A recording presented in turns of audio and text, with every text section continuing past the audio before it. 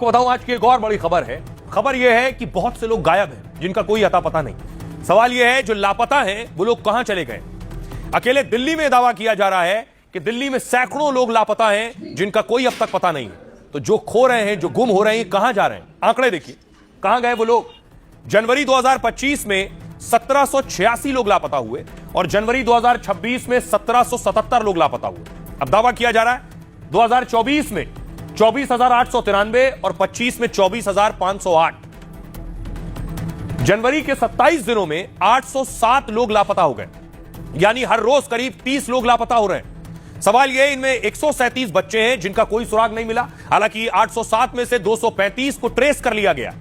हर दिन करीब 9 लोगों को ट्रेस भी किया जा रहा है। सवाल यह है कि लेकिन 572 का अब तक कोई पता नहीं। लापता लोगों में सबसे ज्यादा महिलाएं और लड़कियां हैं। 616 वयस्क लापता हुए हैं जिनमें 181 का पता चला है, जबकि 435 वयस्कों का कोई अता पता नहीं है अब तक। आज आम आदमी पार्टी ने इस मुद्दे को संसद में भी उठाया है। सुनिए जरा आम आदमी पार्टी क्या कह रही है और दिल्ली पुलिस क्या कह रही है। दिल्ली पुलिस ने आरटीआई के एक डेटा में इंफॉर्म किया कि 2024 में लगभग 6000 बच्चों मिसिंग हो गए, उनकी उठाईगिरी हो गई या किसी भी तरीके से वो मिसिंग हो गए। ऑनरेबल चेयरमैन सर, ये सिर्फ 2024 की बात नहीं है, आप साल दर साल देखते जाएंगे तो 6000, 7000 बच्चे मिसिंग होते जा रहे हैं। दर्जनों हमारे पास जानकारी आ रही है कि लोग आए वो ज्यादातर बच्चियां हैं, छोटे छोटे बच्चे हैं। तो इससे पूरे दिल्ली में भय का वातावरण है कि कहीं ह्यूमन ट्रैफिकिंग का मसला तो नहीं है या कोई F-16 जैसा मसला दिल्ली में भी तो नहीं हो रहा है। लेकिन दिल्ली पुलिस हाथ पर हाथ धरे बैठी है। यह स्पष्ट किया जाता है कि दिल्ली में बच्चों के लापता होने अथवा अपहरण के मामलों में किसी भी संगठित गिरोह की संलिप्तता सामने नहीं आई है। हम आपसे ये अपील करते हैं कि इस संबंध में फैल रही किसी भी प्रकार की अफवाहों पर ध्यान न दें। इसके अतिरिक्त अफवाह फैलाने वालों के विरुद्ध उचित कानूनी प्रावधानों के तहत कार्रवाई की जाएगी। अब ऐसी ही खबर उत्तर प्रदेश से भी है। बहुत से लोग लापता हैं। 2024 से अब तक 1,08,300 लोग लापता हैं यूपी में। पुलिस ने इनमें से 9% से भी कम मामलों पर कार्रवाई की। लापता लोगों पर इलाहाबाद हाईकोर्ट की लखनऊ बेंच ने संज्ञान लिया। फिर कोर्ट ने एक जनहित याचिका दर्ज करने का निर्देश दिया। बुधवार को हाईकोर्ट ने जनहित याचिका पर सुनवाई की और पुलिस के सुस्त रवैये पर सख्त नाराजगी जाहिर की।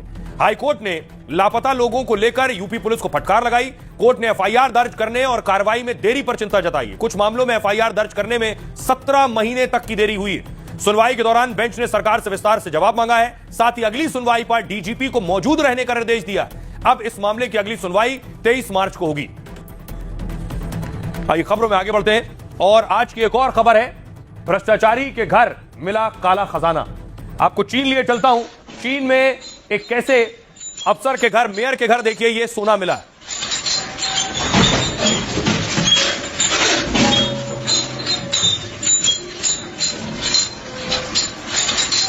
ये जो आपको सोना ही सोना नजर आ रहा है, ये चीन के भ्रष्टाचारी मेयर का है। भ्रष्टाचार पर जिनपिंग ने चीन में ताबड़तोड़ एक्शन शुरू कर दिए। अभी कुछ दिन पहले ही 11 भ्रष्टाचारियों को फांसी पर लटका दिया।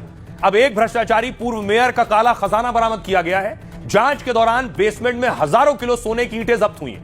एक आंकड़े के मुताबिक 13,000 किलो से ज्यादा का सोना बरामद हुआ है, जबकि इसके साथ ही 23 टन से ज्यादा कैश बरामद हुआ है। पूर्व मेयर के नाम पर दर्जनों लग्जरी गाड़ियां और विदेशों में संपत्ति मिली है। इस आरोपी का नाम झांग बताया जा रहा है, जो कि हैको शहर का मेयर था। झांग ने अपनी 10 साल की सेवा के दौरान भ्रष्टाचार से खूब काली कमाई और इससे चीन और विदेशों में हजारों करोड़ की संपत्ति बना ली। हालांकि रिटायरमेंट के बाद झांग जांच एजेंसियों के रडार पर आ गए और दावा